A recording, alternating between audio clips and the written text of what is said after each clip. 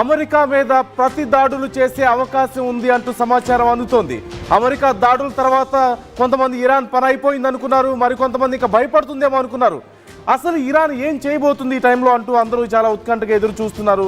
ఇదే తరుణంలో ఇరాన్ చెప్పింది క్లియర్గా, ఖచ్చితంగా అమెరికా దీనికి ప్రతిఫలం మేము తీర్చుకుంటాం, అమెరికా నష్టం చవి చూస్తుందంటూ ఇరాన్ హెచ్చరించినటువంటి పరిస్థితి మనం చూసాం.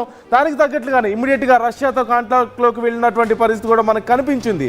రష్యా నుంచి కూడా ఒక అష్యూరెన్స్ కనిపించింది, ఒకవేళ గనక ఇరాన్ తిరిగి అటాక్ చేయడానికి ప్రయత్నిస్తే సపోర్ట్ ఉండే అవకాశం మనకు అక్కడ క్లియర్గా కనిపించింది. ఈ నేపథ్యంలో అసలు ఇరాన్ ఏం చేయబోతోంది, ఎక్కడ అటాక్ చేయబోతోంది అనేది చాలా కీలకమైనటువంటి ప్రశ్నగా మారింది ఇప్పుడు.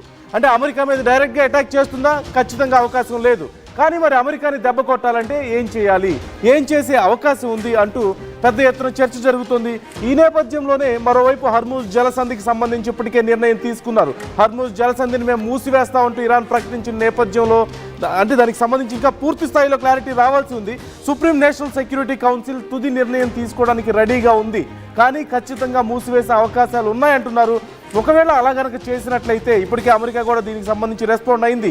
ఇది ఇరాన్కి సూసైడ్ అవుతుంది, ఇరానే ఎక్కువ నష్టపోతుంది అంటూ అమెరికా రెస్పాండ్ అయింది. మరోవైపు అమెరికా మీద మరి ఎలా ప్రతీకారం తీర్చుకోబోతుంది ఇరాన్ అనేది ఇక్కడ ఒక పెద్ద ప్రశ్నగా మారింది. ఇరాన్ అమెరికా మీద డైరెక్ట్గా అటాక్ చేస్తుందా? ఖచ్చితంగా లేదు. కానీ ఏం చేయబోతుంది మరి అన్నప్పుడు అమెరికాకి సంబంధించిన సైనిక స్థావరాల మీద ఇరాన్ మీద దాడి చేసేందుకు ఇజ్రాయెల్కి సపోర్టుగా అమెరికా ఏవైతే సైనిక స్థావరాలను ఏర్పాటు చేసుకుందో ఇరాన్ బోర్డర్లో, వాటిని డిస్ట్రాయ్ చేసే అవకాశం ఉంది అన్నట్లుగా తెలుస్తోంది.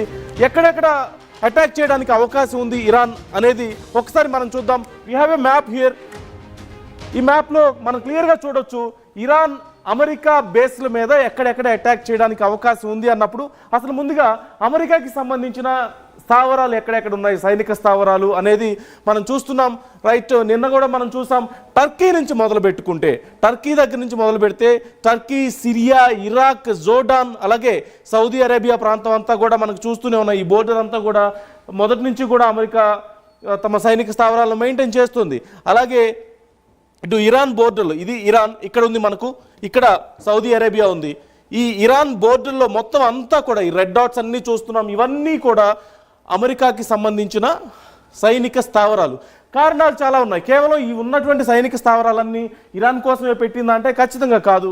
గతంలో ఐసిస్ మీద పోరాటంలో భాగంగా ఎప్పటి నుంచో మొబిలైజ్ చేస్తూ వస్తుంది అమెరికా తమ సైన్యాన్ని ఇక్కడంతా, ఈ ప్రాంతం అంతా కూడా. కాకపోతే నిన్న మొన్న ఈ గత 2-3 రోజుల్లో చాలా వరకు కొన్ని యుద్ధ నౌకలను పంపిన విషయం మనకు తెలిసిందే. ఎయిర్ క్రాఫ్ట్ క్యారియర్స్ను మనకు పంపింది, ఇక్కడ ఇజ్రాయెల్ కోసం పంపిన విషయం మనకు తెలిసిందే. దాంట్లో భాగంగా ఇక్కడ చూడొచ్చు యుఎస్ఎస్ ఫోర్డ్ కానీ, అలాగే ఇటు ఒమన్కి దగ్గరలో ఉన్నటువంటి కార్ల్ విన్సన్ కానీ, యుఎస్ఎస్ నిమిజ్ కానీ, ఈ మూడు కూడా ఇక్కడ మనకు కనిపిస్తున్నాయి. అలాగే మిగతా సైనిక స్థావరాలు కూడా మనకి ఇక్కడ కనిపిస్తున్నాయి. ఒమెన్ దగ్గర, అలాగే సౌదీ అరేబియా చుట్టుపక్కల ప్రాంతాల్లో, బహ్రైన్, ఖతార్, కువైట్, ఈ ప్రాంతాల్లో, అలాగే ఇది ఆఫ్రికా ప్రాంతం. ఈ ఆఫ్రికా ప్రాంతానికి సరిహద్దులో కూడా మనకి అమెరికాకి సంబంధించినటువంటి సైనిక స్థావరం క్లియర్గా కనిపిస్తుంది. సో ఈ స్థావరాలను ఇరాన్ అటాక్ చేసే అవకాశం ఉంది. కానీ వీటిలో ఎక్కడ అటాక్ చేయబోతోంది అనేది మాత్రం చాలా ఒక పెద్ద ప్రశ్నగా మారింది. ఇప్పుడు మరి అమెరికా ఏం చేయబోతోంది? ఇరాన్ ఖచ్చితంగా అటాక్ చేస్తామని చెప్తుంది. ఈ తరుణంలో అమెరికానేమో మీరు అటాక్ చేస్తే మేము తిరిగి ఇంకా పెద్ద ఎత్తున అటాక్స్ చేస్తామని అమెరికా చెప్తుంది. మరి ఇరాన్ అటాక్స్ని అమెరికా ఎలా ఎదుర్కోబోతోంది? ఓవైపు హర్ముజ్ జలసంధిని మూసేస్తాం, మేము భారీ ఎత్తున నష్టపరుస్తూ ఉంటాం. దీనివల్ల కొంత చైనా కూడా నష్టపోయే అవకాశం పెద్ద ఎత్తున కనిపిస్తుంది. ఇప్పటికే భారత్ ఇరాన్ నుంచి ఎలాగో ఆయిల్ని ఇంపోర్ట్ చేసుకోవడం ఆపేసింది కాబట్టి భారత్కి పెద్దగా నష్టం లేకపోయినప్పుడు కూడా కొంత రూపాయి మీద ఇంపాక్ట్ చూపించే అవకాశం ఉంది ఇంటర్నేషనల్ లెవెల్స్లో. ఇది పక్కన పెడితే చైనా నష్టపోయే అవకాశం కనిపిస్తోంది. మరోవైపు అమెరికా ఇప్పటికే బెదిరిస్తుంది, ఇది సూసైడ్ అవుతుంది ఇరాన్కి, ఇరాన్ ఎక్కువ నష్టపోతుంది అని చెప్తుంది. కానీ ఇరాన్ రిస్క్ తీసుకోవడానికి రెడీగా ఉన్నట్లుగా మనకు క్లియర్గా కనిపిస్తుంది.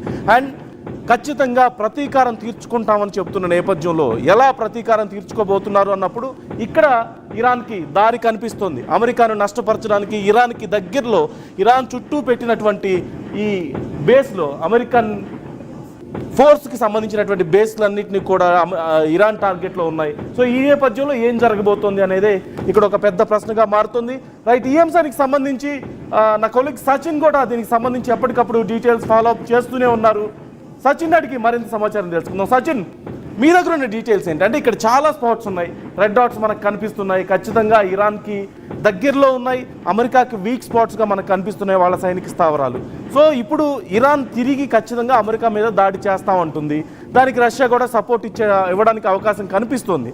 So what's going to happen అన్నప్పుడు ఎలా చూడొచ్చు, ఇరాన్ అమెరికాని ఎలా దెబ్బ కొట్టే అవకాశం ఉంది? రైట్, ఇంట్రెస్టింగ్గా చెప్పుకోవాలంటే ఇక్కడ నందు యాక్చువల్లీ మ్యాప్ కూడా మనం చూడడం జరుగుతుంది. కొద్దిసేపటి క్రితం కూడా మీరు ఎగ్జాక్ట్గా ఎక్స్ప్లెయిన్ చేసినట్టు ఇది చాలా కీలకం. ఎందుకంటే కనుక ఇక్కడ ఇప్పుడు మరి ముఖ్యంగా కొద్దిసేపటి క్రితం ఇరాన్ తీసుకున్న నిర్ణయానికి సంబంధించి మాట్లాడుకున్న సందర్భంలో కీలకమైన మార్పులు చోటు చేసుకోబోతున్నాయా? ఎందుకు నేను ఇంత మాట అన్నానంటే కనుక గతంలోనే చెప్పుకొచ్చింది ఇరాన్కి సంబంధించి ఏముందంటే కనుక ఇరాన్కి సంబంధించి గతంలోనే ఏం చెప్పుకొచ్చిందంటే ఇక్కడ అమెరికాకు సంబంధించి మాట్లాడుతున్న సందర్భంలో ఇజ్రాయెల్కి మద్దతుగా అమెరికా కనుక రంగంలోకి దిగితే గుర్తుపెట్టుకో బహుశా ఈ 1,000 కాదు 5,000 ఇలా చూపించిందని చెప్పుకోవాలి ఇరాన్ అమెరికాకి. నువ్వు కనుక రంగంలోకి దిగితే నీ బేసెస్ని పేల్ చేస్తాం, నీ బేసెస్ మీద అటాక్కి దిగుతావంటే ద వెరీ నెక్స్ట్ డే అంతటి అమెరికా కూడా ఆలోచించింది, లేదు నువ్వు మా బేసెస్ని టచ్ చేయకు అని అర్థం వచ్చేలా చెప్పుకొచ్చింది. బట్ ఇదే అమెరికా ఈరోజు ఇజ్రాయెల్ ప్రెషర్తో రంగంలోకి దిగిందా అంటే కనుక అటువంటి అనుమానం కూడా రేగుతోంది.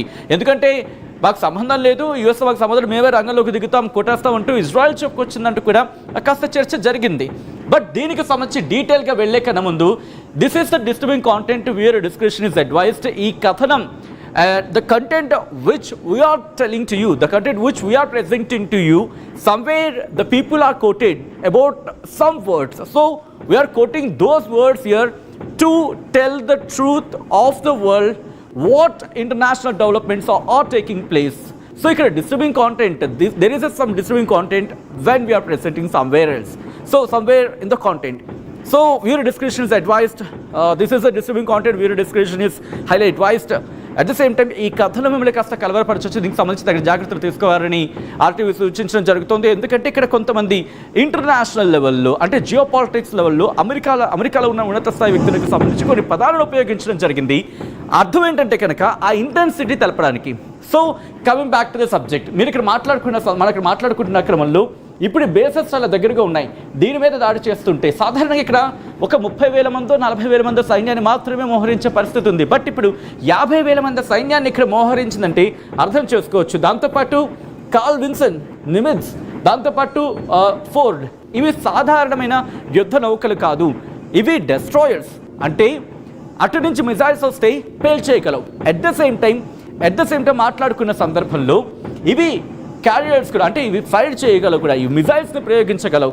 మీరు చూడొచ్చు ఇక్కడ అరేబియా సముద్రానికి సంబంధించి కార్ల్ విన్సన్కి సంబంధించి కావచ్చు, నిమిట్జ్ కావచ్చు, ఇక్కడ మీరు చూడొచ్చు. ఇక్కడ ఇది ఎందుకు ఉంది మనం అబ్జర్వ్ చేస్తే ఇక్కడ ఈ హౌతీలు ఇక్కడ టార్గెట్ చేసే అవకాశం ఉంది. సో ఇది దీని సంగతి చూసుకుంటుంది. అట్ ద సేమ్ టైం ఇక్కడ పర్షియన్ ఆఫ్ గల్ఫ్ కింద మాట్లాడుకున్న సందర్భంలో అంతకన్నా ముందు హార్మోస్ జలసంధికి సంబంధించి ఏమైనా ఇష్యూ లాంటివి ఏమైనా తలెత్తితే కార్ల్ విన్సన్ ఇది చూసుకోగలదు. ఆ సిచ్యువేషన్ మనకి అర్థమవుతుందన్నమాట. సో ఈ కార్ల్ విన్సన్ అనేది ఇక్కడ సంగతి చూసుకుంటుంది, హార్మోస్ జలసంధికి సంబంధించి అని భావించవచ్చు. At the same time USS నిమిట్జ్కి సంబంధించి రెడ్ సీ మీదుగా వచ్చే రెడ్ సీ మీదకి వచ్చే వాణిజ్య నౌకలకి సంబంధించి ఇబ్బంది కలిగితే ఇక్కడ ఉన్న యెమెన్ హౌతీలు టార్గెట్ చేస్తాయి, లేకపోతే హౌతీలు కావచ్చు, లేకపోతే అక్కడున్న సైన్యం దాడి చేస్తే కనుక ఇప్పటికే ప్రకటించింది యెమెన్ మిలిటరీ ఏమంటుంది, మేము అమెరికా మీద దాడి చేస్తామని అర్థం వచ్చేలా చెప్తోంది. సో ఈ క్రమంలో ఈ రెండింటికి సంబంధించి ఇది ఇక్కడ మాట్లాడుకున్న యుఎస్ఎస్ ఫోర్ట్కి సంబంధించి ఇక్కడ ఆల్రెడీ లెబనాన్కి సంబంధించి లెబనాన్ కావచ్చు, ఈజిప్ట్ ఇంకా ఎటువంటి కంక్లూషన్ ఇవ్వలేదు.